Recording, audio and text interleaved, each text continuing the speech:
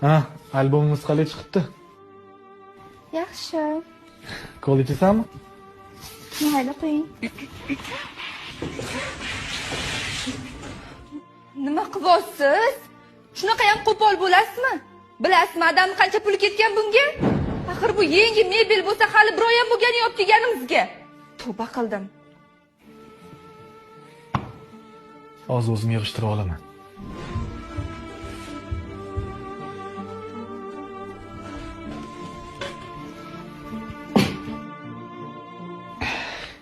Ha?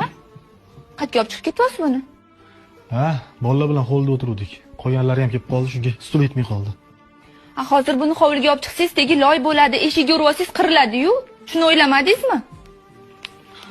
Dadam bu stulni sizni o'rtoqlaringiz anta o'tirishi uchun olib kelib bermaganlar.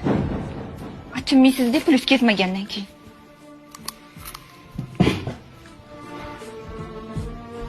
Men olib kiraman endi buni. Agar belingiz og'rib, pul topib, mebelni o'zingiz olganingizda, sal avaylabroq ishlatgan bo'lardingiz. Tekin kelganda-ya, urib-surib hamma sapamicha eskirtirib tashladingiz.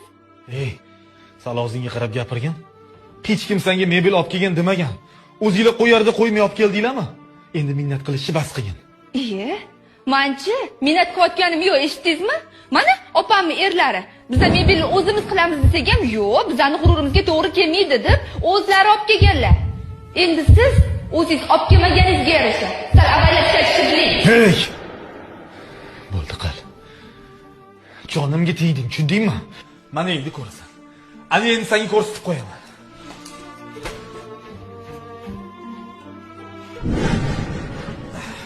Kelavering, kelavering. Yuring.